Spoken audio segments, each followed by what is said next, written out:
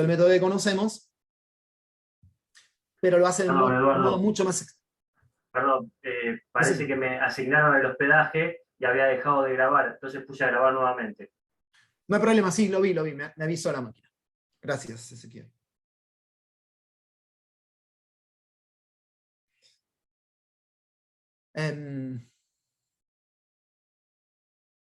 Decía entonces, y en el caso de la obra de Bacon, que se extiende largamente sobre la astronomía.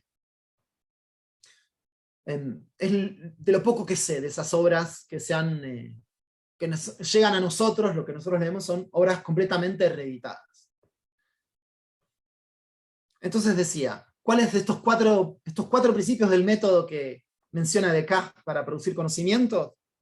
Sí, voy a sintetizar brutalmente algunos aspectos fundamentales de esta obra de Descartes, que Durkheim va a transformar en programático en su obra, siempre adaptándolo a una nueva ciencia, a un nuevo objeto, una nueva ciencia. Descartes nos dice que hay que, en el lenguaje que él utiliza, y el lenguaje de esa época, y en el que él utiliza, que va a quedarse únicamente con las razones ciertas y evidentes, ¿no? Que se parece un poco a esto de decir aquello de lo que no haya dudas, que es comprobable que así es, ¿no? Que se puede experimentar, observar que así es. Solo quedarse con las conclusiones que sean basadas en razones ciertas y evidentes. Para alcanzar esas razones ciertas y evidentes propone 4 reglas, que también voy a sintetizar de modo brutal. La primera de ellas es atenerse únicamente a lo evidente, con esto está diciendo algo así, o cierto, o verificable, o demostrable, evitando las prenociones. Es decir, la idea que tenemos de una cosa o de un objeto que observamos, evitar esas prenociones. Vamos a ver también cómo esta categoría aparece en Durkheim. Especificar en un objeto de conocimiento lo más preciso posible. Y 3 es ir de los conocimientos más simples a los más complejos. La 4ª es realizar enumeraciones completas de aquellos objetos que vamos a tratar. ¿Sí? Quiere decir, por ejemplo, en el caso de Durkheim, si va a tratar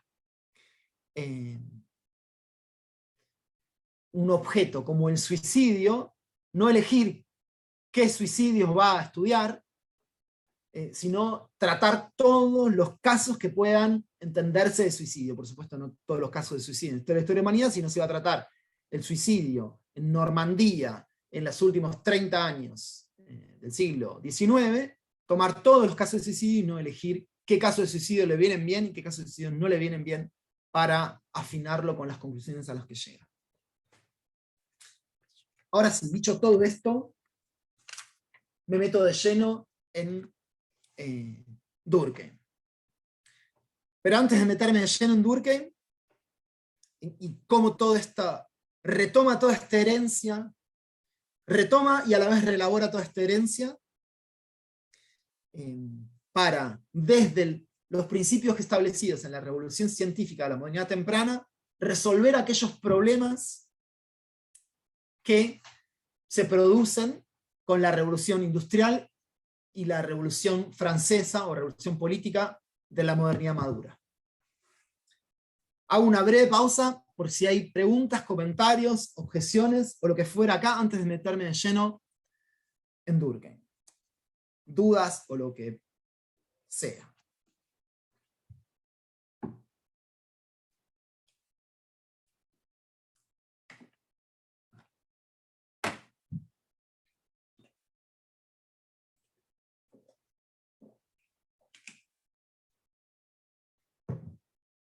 Bueno, bien.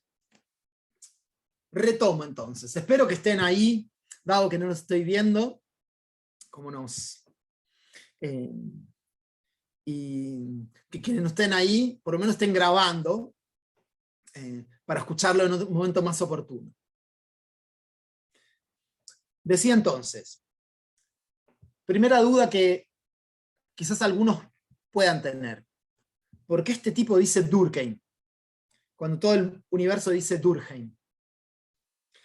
Es simplemente una regla que propongo, que es pronunciar en castellano los nombres que no son castellanos.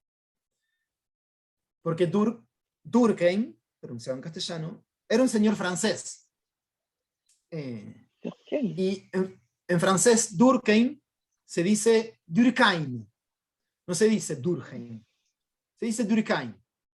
Entonces, proponer no hacer cosas raras con el lenguaje y usar la pronunciación castellana o usar la pronunciación del país original de donde proviene la persona de la que estemos hablando.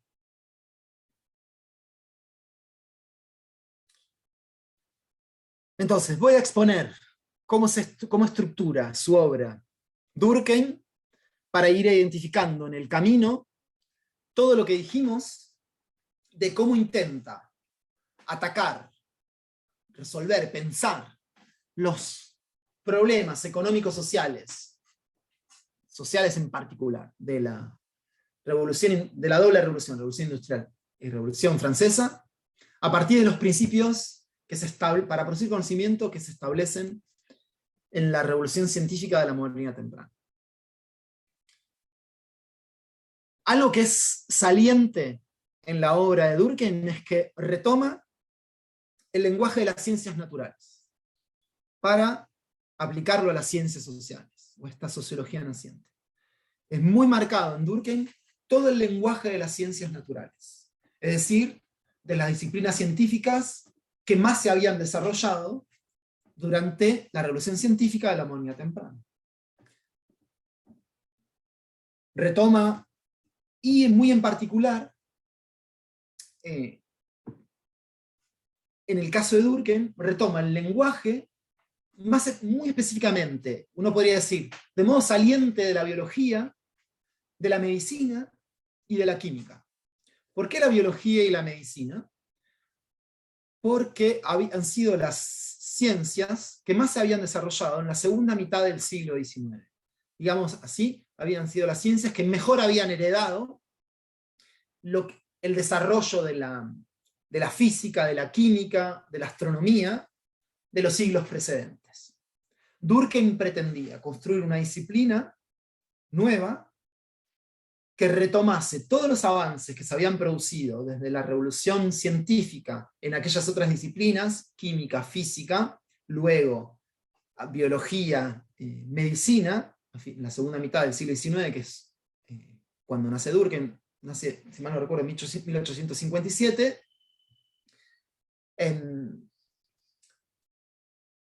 y tomar todos esos principios para construir una nueva ciencia. En este caso, una ciencia que no se aplicara, que no tenga que ver con las ciencias naturales, que no se aplica a lo natural, al mundo natural, sino al mundo social. Por eso está muy permeado su lenguaje del lenguaje de las ciencias naturales.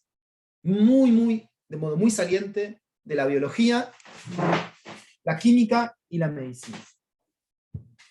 Durkheim va a hablar, por ejemplo, de solidaridad orgánica y solidaridad mecánica. Bueno, en este momento no me vienen otras palabras del lenguaje, ya me van a venir, de cuánto usa él este lenguaje. Cualquiera que haya asomado apenas un poquito la nariz a la obra de Durkheim registra de modo inmediato la fuerza de este lenguaje proveniente de las ciencias naturales. Y atención que estoy diciendo lenguaje de las ciencias naturales, ¿no? Las palabras de las ciencias naturales, no los conceptos de las ciencias naturales. ¿Por qué? Porque Durkheim retoma ese lenguaje para construir sus propios conceptos. ¿Sí? Cuando él dice orgánico o mecánico, cuando habla de solidaridad orgánica o solidaridad mecánica, no es que está interpretando aquello que se entiende por mecánico o por orgánico del mismo modo que se entiende o en la física o en la biología, sino que va a ser su propia definición de lo que entiende por mecánico y de lo que entiende por orgánico. No hay manera de que me vengan más palabras del lenguaje de las ciencias naturales que él usa en este momento, pero ya me van a aparecer. Y después las continuas metáforas, ¿no? Perdón, profesor. Que usa Durkheim. Ya, se me ocurre, sí. No, se me ocurre evolución. No sé si en Durkheim, pero en general el positivismo es bueno, es una palabra que se toma de la biología y del darwinismo. Está muy bien lo que decís, Alejandro. Sí, y me hiciste aparecer, justo se me había ocurrido nomás, ¿no? Que Durkheim habla del organismo social, por ejemplo. Y cuando habla de los hechos sociales, acá me están apareciendo. Ya hacía falta que se abriera la ventanita y que alguien como Alejandro, me ayudara a llegar a esa ventanita.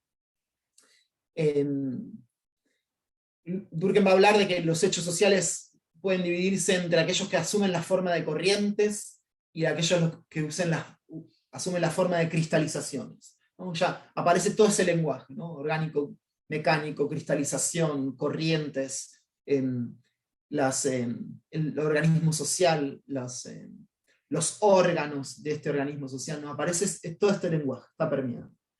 Y entonces quiero decir, y por supuesto lo que está diciendo Alejandro de la evolución, en el pasaje de un modo de sociedad a otro. Te hago una pregunta, Eduardo. Te escucho, así que. ¿También habla de patologías? Sí, gracias. Habla, de hecho, no solo habla de patología, habla de lo mórbido, ¿no? Habla de hechos sociales, todavía no me metí en hechos sociales, ¿no? Pero vamos a por ahora llamar fenómenos sociales.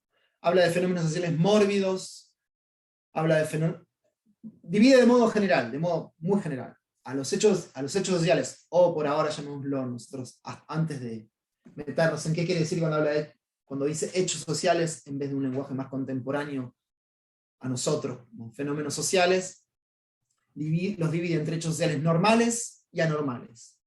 Dentro de los anormales estaría, que también se acerca a la biología y a la medicina, al discurso de las enfermedades, habla en palabras todavía más fuertes, de lo mórbido y de lo patológico. Hechos sociales mórbidos o patológicos. Decía entonces que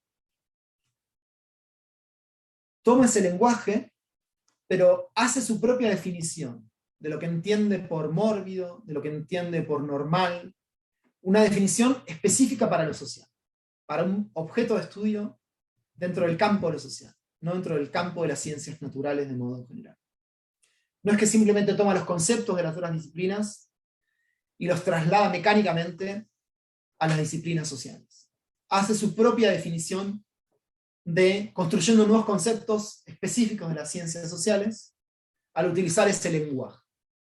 Por supuesto que podemos decir que esto no es tan sencillo, que al tomar ese lenguaje, parte de la carga semántica de ese lenguaje que viene de otras disciplinas, aplicada a otros objetos, inevitablemente se traslada. No es que se filtra por completo. Pero tampoco es que todo se trafica al pasar de las ciencias naturales a las ciencias sociales. Y Durkheim hace un gran esfuerzo por definir cada uno de los conceptos que va a utilizar. Y de hecho, en esta definición de cada uno de los conceptos que va a utilizar y cada uno de los objetos que va a utilizar, es parte de esta influencia muy, tanto, yo diría en este caso sobre todo cartesiana, ¿no? De Descartes, que es nombrar con precisión cada cosa.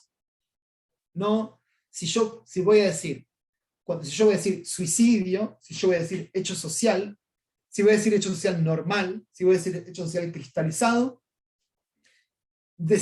hacer una definición lo más precisa posible de qué se entiende por suicidio, de qué se entiende por hecho social, de qué se entiende por hecho social normal, de qué se entiende por hecho social anormal, de qué se entiende por hecho social cristalizado, de qué se entiende por organismo social. Durkheim es muy metódico con respecto a eso, siguiendo estos principios cartesianos.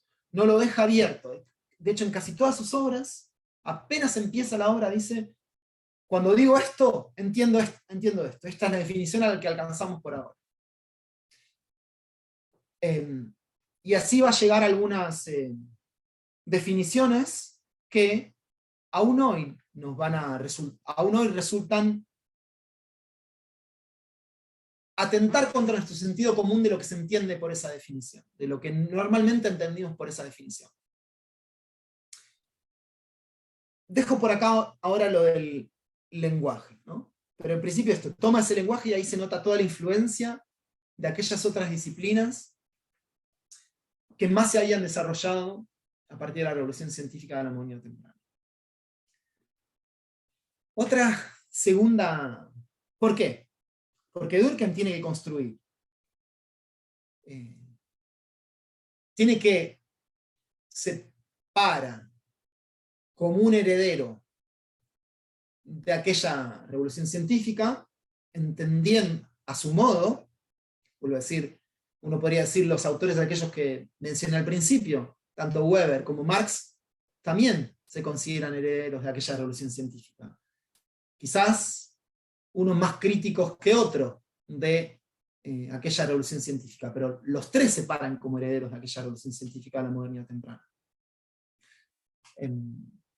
Pero cada uno interpreta los principios que han asentado aquella revolución científica a su manera para poder aplicarlos a un nuevo objeto dentro del campo de lo social. Durkheim hace su propia interpretación de cómo tomar esos principios para construir un método nuevo para describir y explicar lo social. Y en esa empresa en la que está inmerso Durkheim, una de las primeras cosas que entiende que hay que hacer, siguiendo este eje programático que decía cartesiano, es construir una disciplina específica para lo social. No es simplemente tomar los desarrollos del método de las ciencias naturales para aplicarlos a un objeto social, sino tomar los avances que hicieron las otras disciplinas para construir un método propio para un objeto propio. Construir un método de estudio, de conocimiento de lo nuevo para un objeto nuevo. Cada objeto de conocimiento, un objeto de conocimiento específico, necesita un método de conocimiento específico. No es simplemente tomar los métodos de otras ciencias para aplicarlos a un objeto nuevo. Ahora bien, Durkheim va a decir, antes de desarrollar un método nuevo, tenemos que tener un objeto nuevo. ¿Cuál es nuestro objeto de conocimiento? Esto es, ¿qué se entiende por lo social?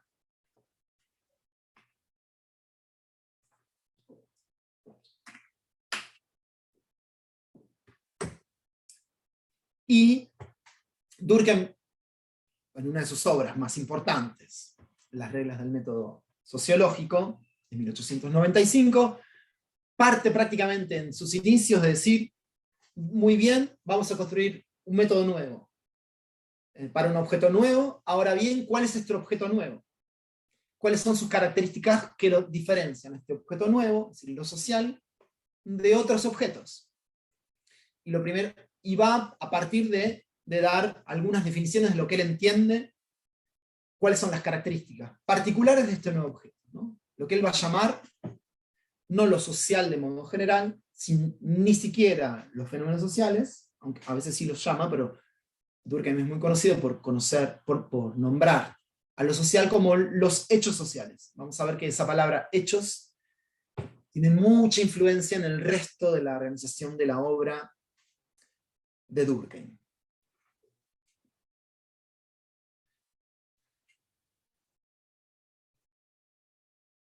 Estoy tratando de recuperar algo que quería decir de antes, que no quiero que se me escape antes de meterme en qué dice cuando está diciendo esto de los hechos. Ah, sí. Durkheim va a decir,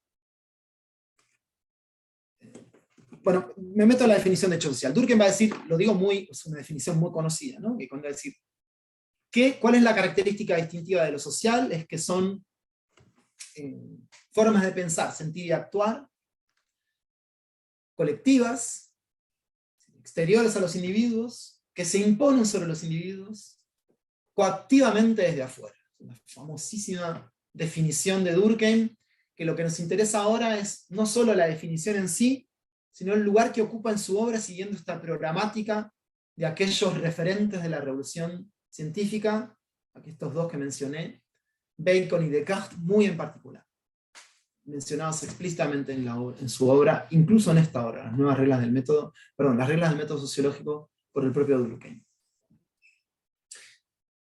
Y entonces hace esta definición, cuando decimos lo social, es esto lo que entendemos por social. Lo social son formas de pensar, sentir, actuar, colectivas, exteriores a los individuos y que se imponen sobre estos desde afuera, que se imponen sobre estos coactivamente desde afuera.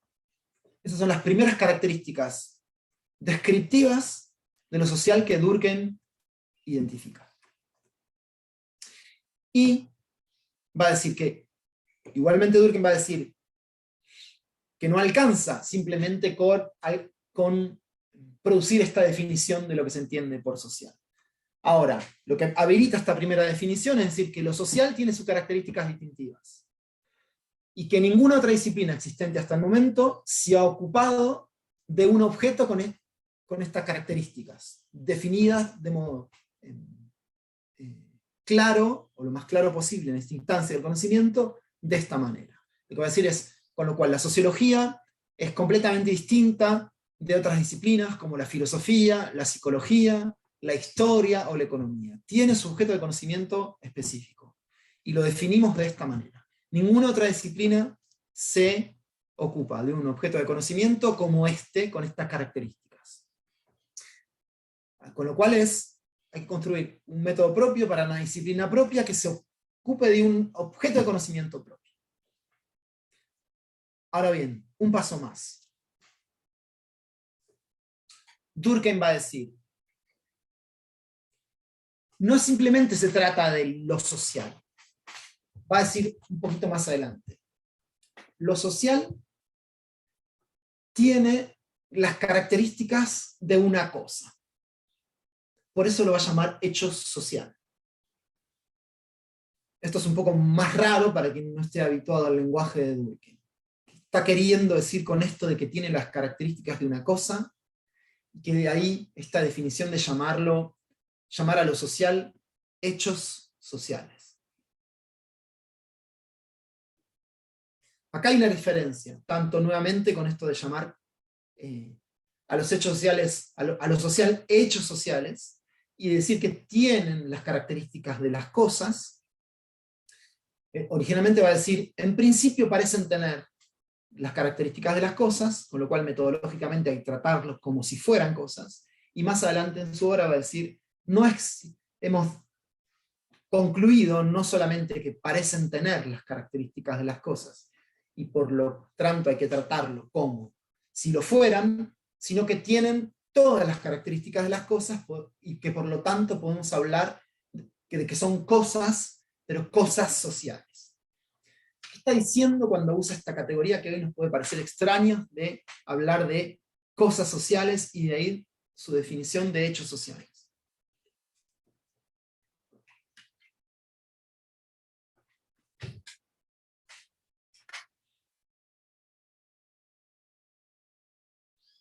Lo que está diciendo Durkheim, y acá decía que retoma tanto a Bacon como a Descartes, es decir, que una cosa son las ideas y otra cosa son las cosas. Una cosa son las ideas que tenemos de un objeto de conocimiento, sea el movimiento de los planetas, sea la rotación terrestre, sea los conflictos sociales, y otra cosa son esas cosas, me meto de modo muy vulgar en el terreno de la filosofía, esas cosas en sí mismas. La rotación de la Tierra, el movimiento de los planetas, los conflictos sociales. Y que no hay que llegar a esas cosas, a ninguna de estas cosas, ni la rotación de los planetas, ni el movimiento de los planetas, ni la rotación terrestre, ni, para no hablar de los conflictos sociales, para hablar de algunos de los objetos que estudia Durkheim, el suicidio o el delito, con prenociones, sino que, y acá aparece la empresa que la gran mayoría de los autores identifican como positivista de Durkheim, no nos vamos a meter demasiado en ese positivismo, en todo caso por ahora, pero lo que sí podemos decir del positivismo es que aspira a, retomando aquella herencia de la revolución científica temprana, que tiene su principal desarrollo, todo su desarrollo en otras ciencias que no son las ciencias sociales, a alcanzar un conocimiento de los objetos que aborda sin mediaciones, sin ideas previas. Que sean esos objetos mismos los que el movimiento sea de los objetos a las ideas y no de las ideas a los objetos. ¿Recuerdan esto que les había dicho en Bacon, de no producir no producir anticipaciones de la naturaleza, hablar de las características de los fenómenos naturales sin la experimentación, sin la prueba empírica, sino producir interpretaciones de la naturaleza? Leer la naturaleza a partir de la prueba empírica. Y en el caso de Descartes, que les mencionaba, en el lenguaje de Descartes, solo quedarse con aquello que es como era el lenguaje de Descartes, que fuera, lo tengo que revisar por este lenguaje antiguo, ¿no? Que es, solo quedarse con las razones ciertas y evidentes, ¿no? Que, para simplificar, se basa en la observación sistemática y en la experimentación. Durkheim va a decir entonces que el suicidio o el delito es tan una cosa como la rotación terrestre o el movimiento de los planetas. Son cosas sociales, pero son cosas. ¿Y por qué son cosas? Porque son exteriores a las ideas de los individuos. Tienen existencia propia, independientemente de las ideas que se tengan sobre ellos. Y que el viaje tiene que ser desde las cosas hacia las ideas y no de las ideas hacia las cosas. Por supuesto que acá se puede abrir una discusión inmensa sobre esta posibilidad de acceder a cualquier objeto de conocimiento sin una idea previa, simplemente contando, describiendo cuál es el propósito de Durkheim en su empresa, que es bastante más complejo que esta, pero es uno de los principios de los que parte.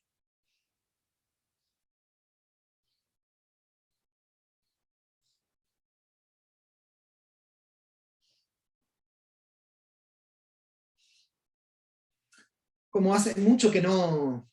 Tengo un montón de cosas más anotadas, pero yo vengo dando muchas clases sobre Durkheim, pero no una que sintetice todo Durkheim de un solo saque, o lo más importante de Durkheim de un solo saque, y su herencia. Voy a decir alguna cosa más, pero no voy a hablar todo lo que tengo que decir, que tenía anotado decir sobre Durkheim, sino voy a entrar en demasiados detalles, y creo que lo más importante es registrar cómo Durkheim es emergente de aquella revolución científica de la modernidad temprana y cómo construye una respuesta específicamente moderna, como os decía, a los problemas específicos de la modernidad, sobre todo los problemas sociales de la modernidad. Que es la última vuelta que me falta, luego de hablar del método que construye Durkheim.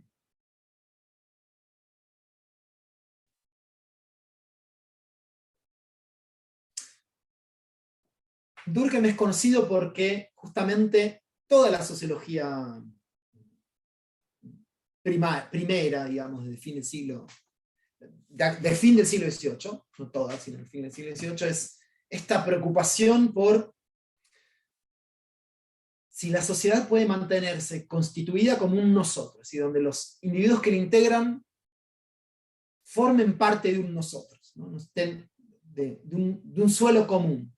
No necesariamente que sea una sociedad sin conflictos y de perfecta integración, pero sí que el reconocer un suelo común de integración en un mismo espacio social de todos los individuos que integran esa sociedad. Y Durkheim, siguiendo este método de estos principios generales, digamos, del método, que después él se mete vericuetos y detalles mucho más específicos, es que va a construir una serie de definiciones, si se quiere, 3 de sus definiciones, que son novedosas a lo largo de su obra, van a ser 3 definiciones que tienen que ver. Una con el suicidio, que es en principio lo que no nos vamos a meter en detalle. Las 2 más influyentes, sin duda, en Durkheim es definir la solidaridad y definir el delito. ¿Qué se entiende por delito y qué se entiende por solidaridad? En principio, cuando él habla de definición del delito, él llega a una definición de delito que produce todo un enorme ruido en su época. Porque él llega a una definición de delito que no tiene nada que ver con los parámetros, que aleja esta definición de delito de todos los parámetros de moralidad del occidente europeo.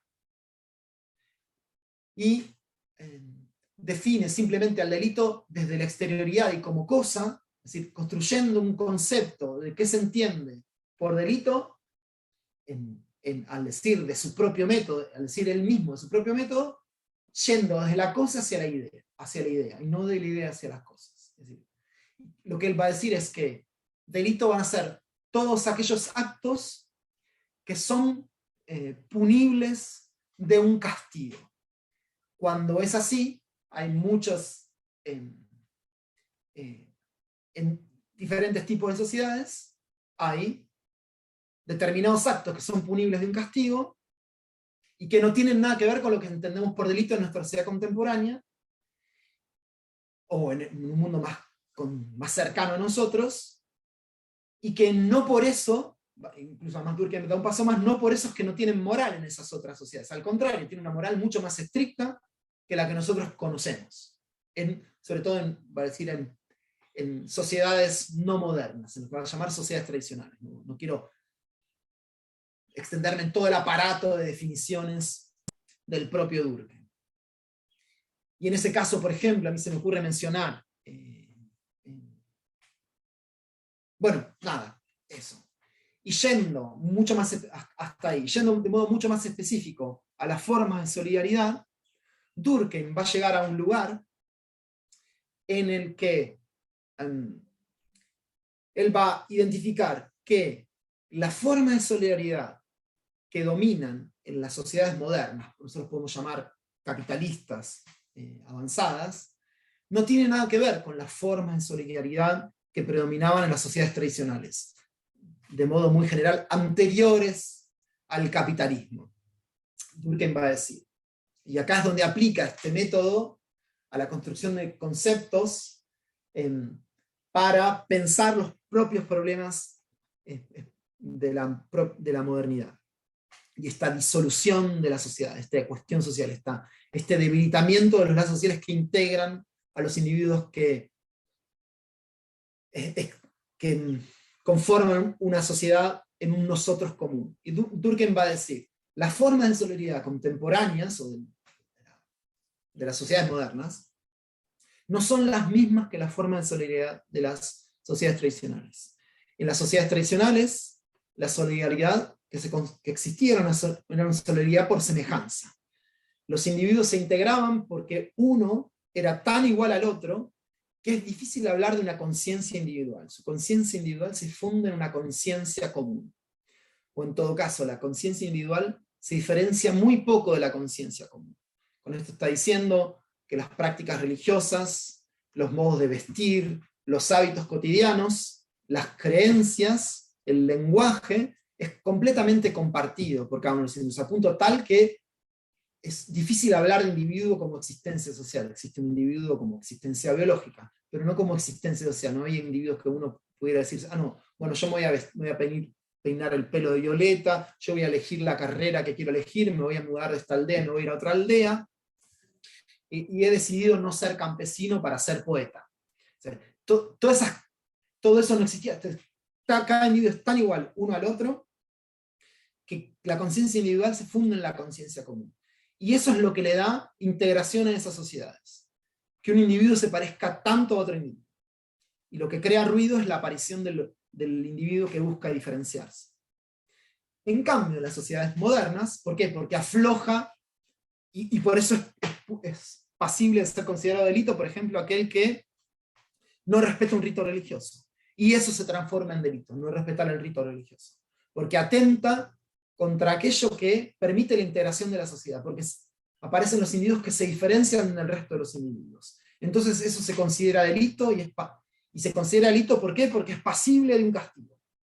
No porque hay un juicio moral previo, porque es pasible de un castigo. Nunca uso la palabra pasible, ni siquiera sé si se usa en esa manera, no sé por qué se me ocurrió usarlo, esas palabras que aparecen cuando el discurso se despliega por sí mismo.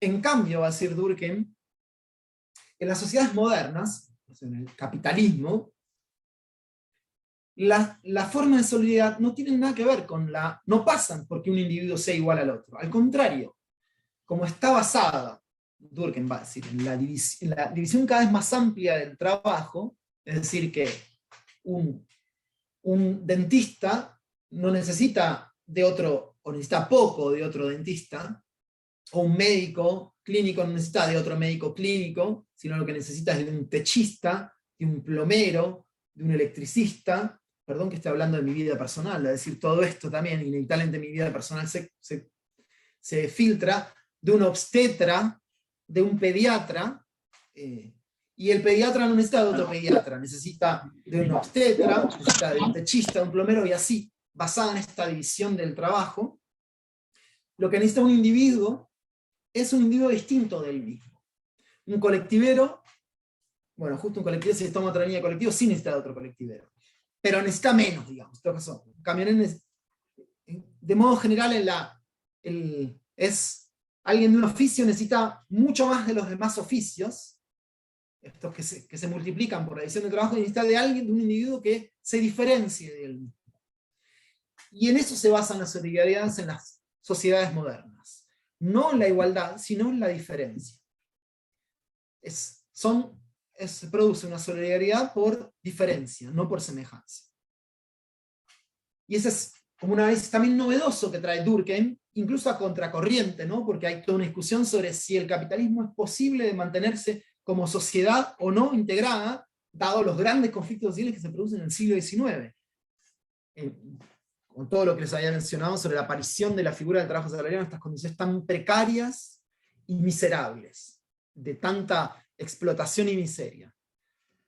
Durkheim aparece con esta mirada distinta, que viene a dar un aporte en donde, por supuesto, no deja de estar colada la ideología, más aún con todos los esfuerzos que Durkheim hace para que no haya prenociones, que es algo tan cercano a lo ideológico, tiene esta mirada novedosa sobre cómo las formas de solidaridad en las sociedades capitalistas son de otro modo completamente distinto que en las sociedades tradicionales, y que es un esfuerzo vano buscar pensar en las posibilidades de que la sociedad se mantenga más o menos integrada en condiciones de capitalismo, porque se estén perdiendo las formas tradicionales, o lo que él va a llamar las formas mecánicas de la solidaridad, porque no es esa el tipo de solidaridad que predomina en las sociedades modernas. Predomina otra forma de solidaridad que no se basa en la semejanza, sino en la diferencia, a la cual él va a llamar la solidaridad mecánica, la solidaridad orgánica, y siguiendo los principios metodológicos que yo les mencionaba, y va a ser una definición muy precisa de cada una de estas formas de solidaridad. Hasta acá llegué. Abro a todo lo que me quieran preguntar, objetar, comentar, si es que tienen, si así os place.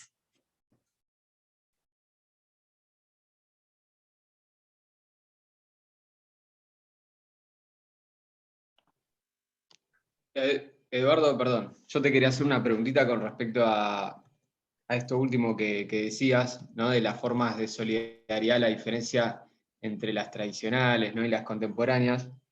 Entiendo que, bueno, se está poniendo el foco, ¿no? En la división del trabajo, ¿no? En las sociedades capitalistas.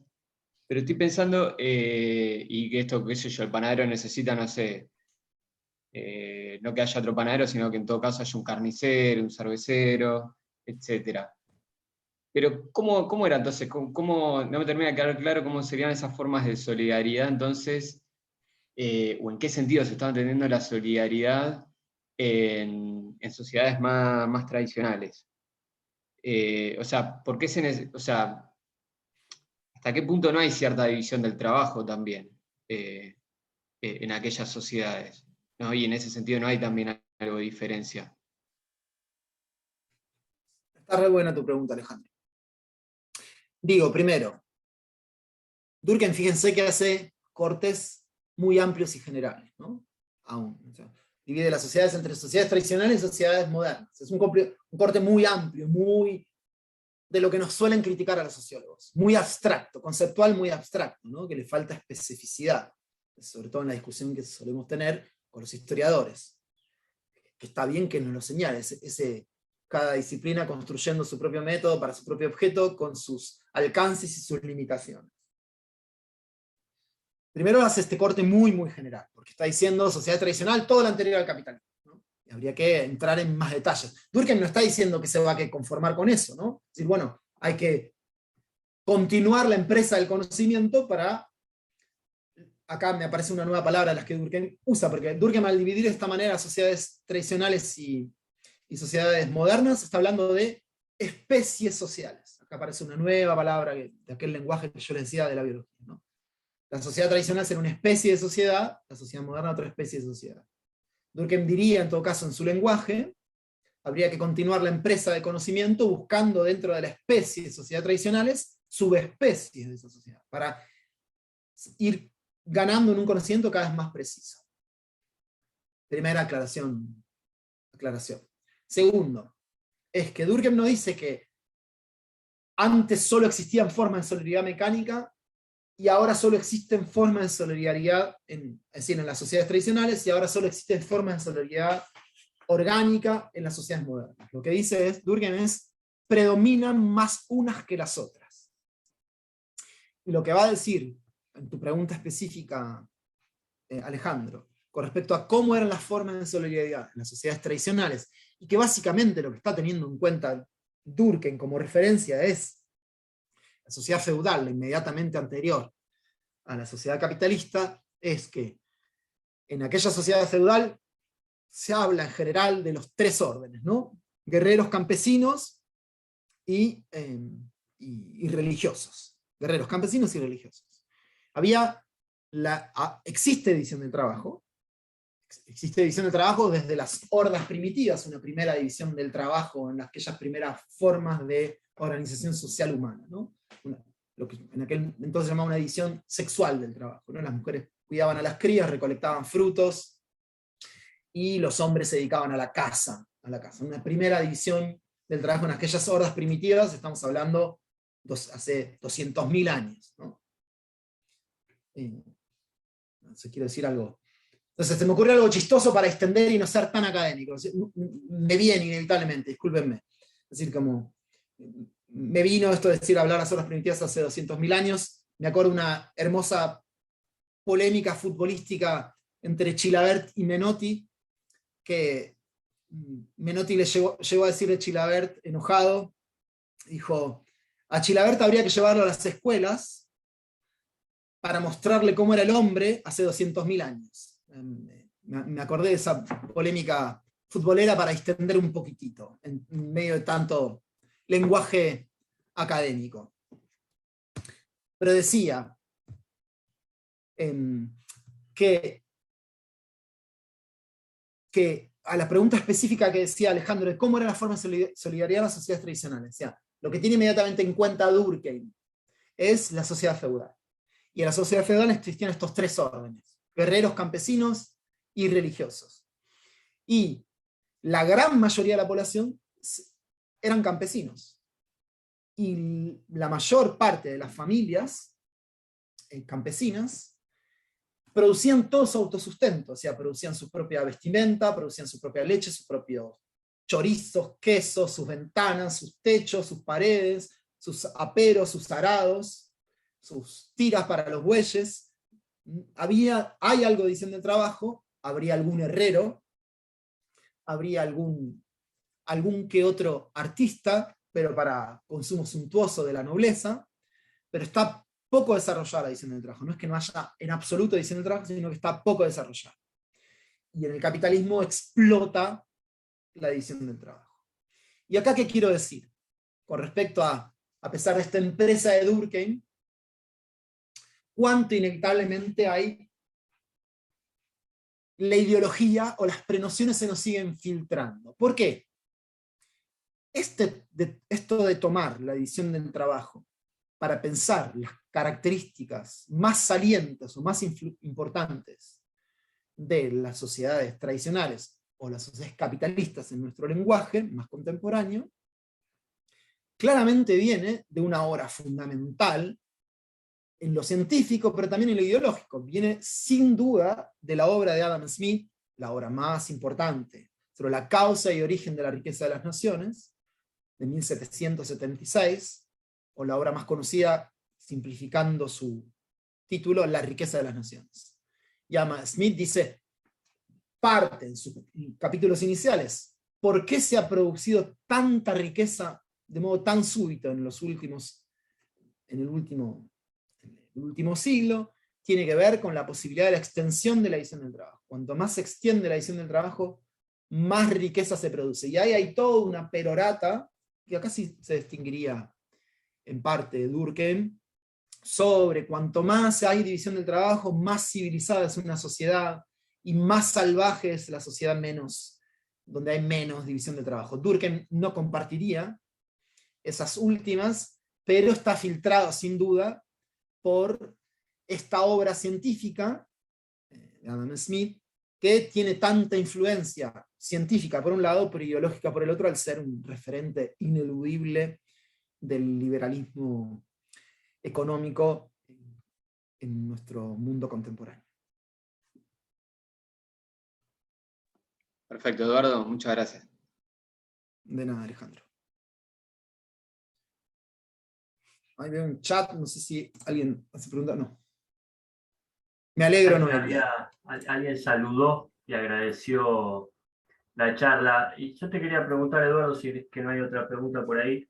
Este objeto de estudio que de algún modo configura el autor, que ahora no quiero pronunciar ni en castellano ni en francés, es lo social, ¿no?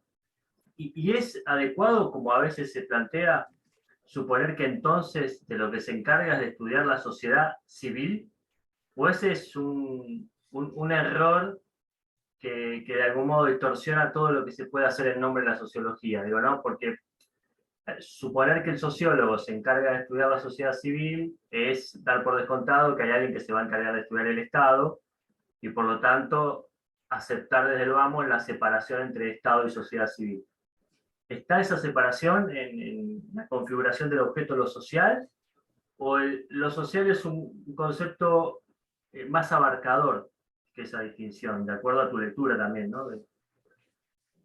Sí, no te podría decir, Ezequiel, que no hace esta distinción Durkheim, ni siquiera utiliza esos conceptos, porque justamente si nos remitimos a su propia definición de hecho social, que es esto, ¿no? Formas de pensar, sentir y actuar colectivas que se imponen a los individuos coactivamente, exteriores a los individuos que se imponen sobre esto coactivamente. Él parte de ese principio, de esta definición descriptiva, del nivel originalmente descriptivo, dice, todo lo que entra en esa definición no me importa si es sociedad civil o sociedad política o Estado, si lo abarca. Y justamente pensar que tanto la moral, en la obra de Durkheim, la moral y el derecho, y con ello la fuerza del Estado va a tener una fuerza fundamental por el lado de lo punitivo. Es decir, porque en esta coacción de lo social sobre los individuos, un nivel de coacción muy inicial es, uno hace algo, que desagrada al resto del colectivo y recibe cierta distancia. Pero si uno hace algo que en extremo desagrada al colectivo del que forma parte, no es que recibe simplemente un cierto aislamiento, algún comentario, alguna crítica, sino que en sus grados más altos en que el colectivo expresa su desagrado, es con la prisión, o incluso hasta con la pena de muerte. Y ahí inevitablemente entra toda una dimensión, digamos, de la sociedad política o el Estado, o sea, claramente. Y fíjate cómo entra por ese lado, tanto el derecho como el Estado. El nivel coactivo más fuerte en las sociedades modernas claramente está a cargo del Estado, o sea, a través del castigo dentro de la órbita del derecho, que puede llevar incluso al castigo más severo, que es la muerte, en algunos estados y en algunas formas del derecho. Pero en ese sentido, entonces, no sería una disciplina que queda al lado de la ciencia política, digamos, ¿no? Como diciendo, bueno, la sociología se encargaría de la sociedad, reducida a la sociedad civil, la ciencia política se encargaría del Estado, la economía del mercado. Quiero decir, me parece que en estos autores fundacionales de la sociología hay una vocación por superar esas distinciones, o al menos están antes, y todavía no están consolidadas esas distinciones, que hay una vocación de pensar la totalidad, me parece, ¿no? Que hay un espíritu filosófico, si se quiere, en esta pretensión de construir categorías que permitan pensar la articulación del todo. O quizás es el tipo de lectura que me dan ganas de hacer a mí por mi propia deformación, ¿no? Pero quiero decir, no me parece que tengan intención de estudiar un pedacito de la realidad, sino de construir una perspectiva que permita pensar la totalidad. Es lo que yo encuentro en alguna lectura que he hecho. Sí, podría decirte que me parece que probablemente aquello, extendiendo un poquito esto, a ver, en Marx no hay duda de pensar la totalidad. Punto, no sé, tendría que desandar mucho lo que dije sobre Durkheim, ¿no? Por supuesto, que es, se lo cuento al resto, digamos, Marx se resiste a ser encapsulado en una sola disciplina científica y a pensar de modo complejo, de múltiples disciplinas, lo social, lo político y lo económico a la vez. Ahora, Weber, que está un poquito más cerca de Durkheim, en cuanto a la construcción del método, también tiene esta pretensión de pensar tanto la sociedad política como la sociedad civil. Y yo diría que el propio método de Durkheim lo lleva a no recluirse en la sociedad civil. El propio sistema que él construye lo obliga a no recluirse en la sociedad civil. Yo lo que te diría es que lo que hacen es trabajar tanto sobre un objeto que no es tanto el objeto, lo que separa en objetos, es sociedad política o sociedad civil, o elementos que hagan la sociedad política o la sociedad civil, sino el tipo de perspectiva desde la cual piensan algún objeto que pueda formar parte de la sociedad civil de modo diferente a cualquier otra disciplina como en este caso la ciencia política. Es lo que se me ocurre como respuesta provisoria en este diálogo entre la filosofía y la sociología.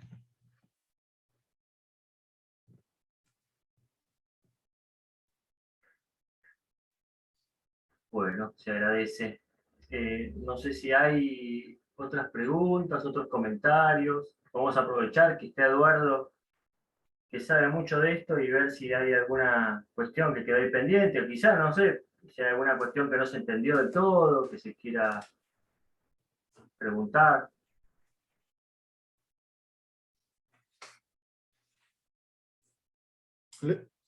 Les escucho. No, sí.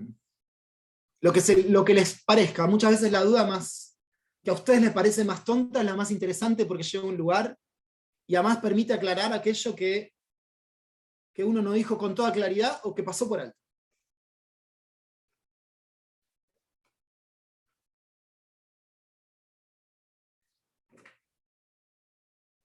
Muchas gracias, Sabrina, y vi tu chat.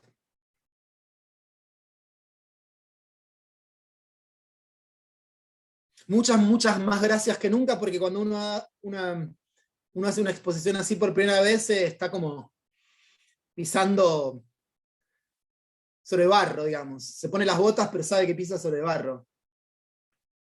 Sale mejor siempre la tercera, la cuarta, la quinta vez que la primera. Bueno, Eduardo, yo nada, te había hecho una pregunta, pero si nadie más pregunta nada, yo en un momento vos mencionaste el tema del positivismo, entonces yo te quería preguntar hasta qué punto a vos te parece bien o no encasillarlo a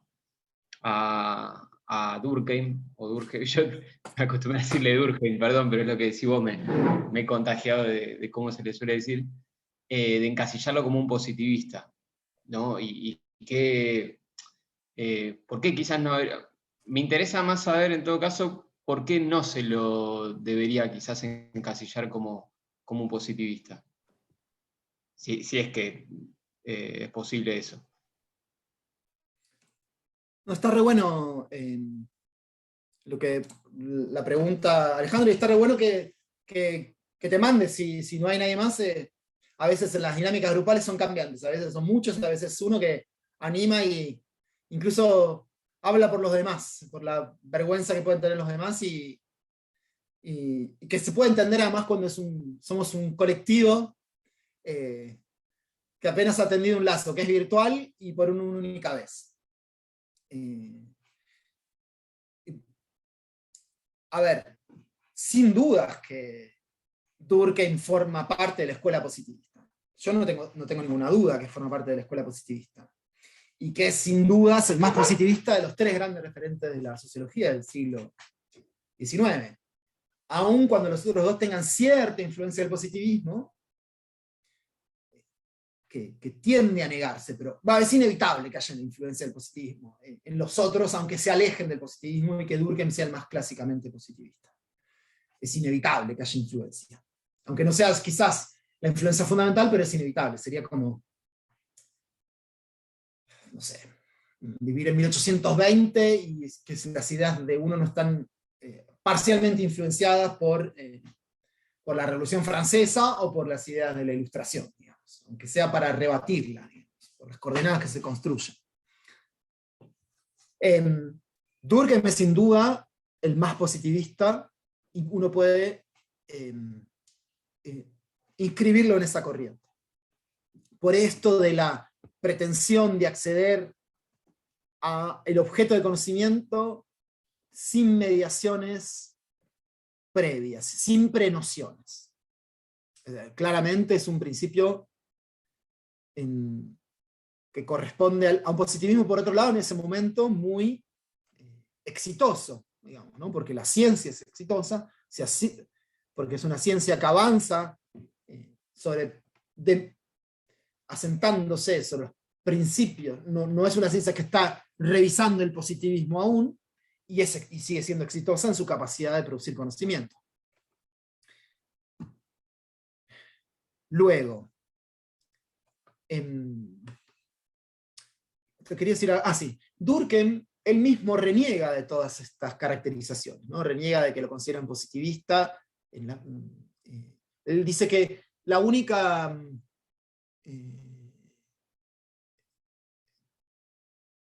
calificación que él acepta es la de racionalista. Por supuesto, vamos a citar a otro sociólogo importante, ¿no? Marx diría de Durkheim que voy a invertir la frase de Marx, así como no hay que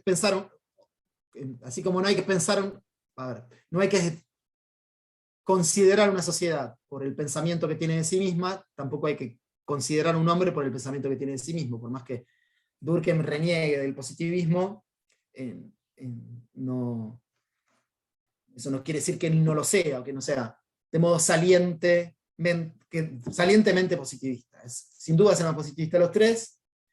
Nadie, creo que poca gente objetaría decir que es definitivamente positivista.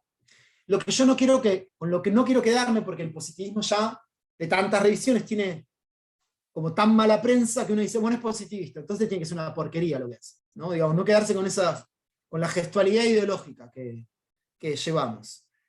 Durkheim hace un gran esfuerzo por producir conocimiento, por producir un método nuevo, para una disciplina nueva, para un objeto nuevo. Es un enorme conocimiento, un enorme esfuerzo sistemático, y aún con todas las limitaciones que puede tener, valorar ese esfuerzo, descubrirlo y valorarlo. Es con lo otro que me quiero quedar como respuesta,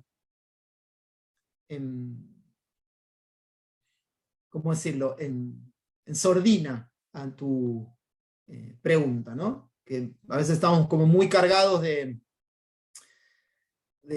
caracterizaciones previas que nos hacen no entrarle a determinados autores, por estar enrolados en determinada escuela, y nos perdemos la riqueza de su trabajo, ¿no? De su obra y el esfuerzo de su obra, y los aportes que producen, cruzados incluso con otras escuelas.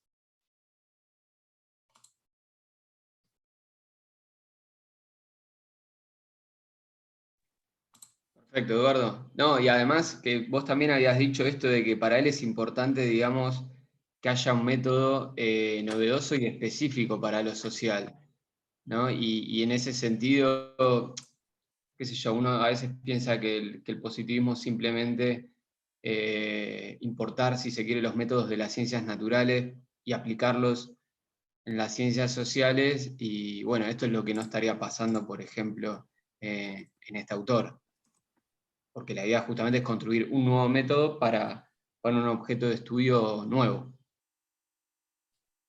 Es eso, es exactamente eso. Vuelvo a decir, lo que yo retomo de esto, le estaba contestando, perdón, a Ezequiel, por eso me escucharon escribir, no estoy chateando con ningún vecino ni amigo, ni continúo la discusión filosófico futbolística entre Menotti y Chilaver con nadie más.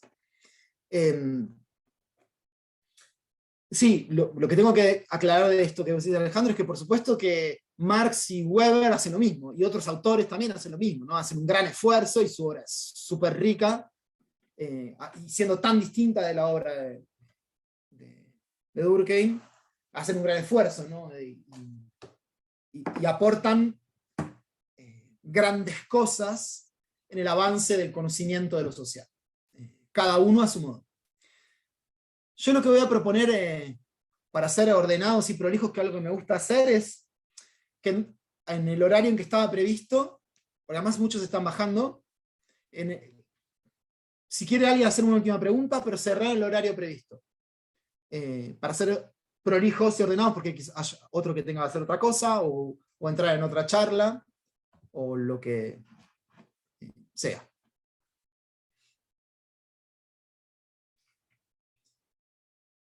Y para mostrarles cómo en la UNIPE hacemos lo imposible por cuidar estos marcos institucionales y la seriedad de lo académico, y empezando por el marco institucional de lo más básico, que es el horario.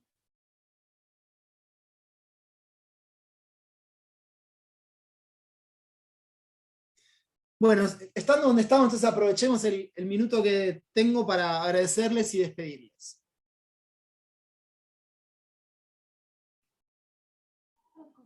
Gracias, Eduardo, igualmente. Que anden muy bien. No me acuerdo el nombre de la Bedel que me dijo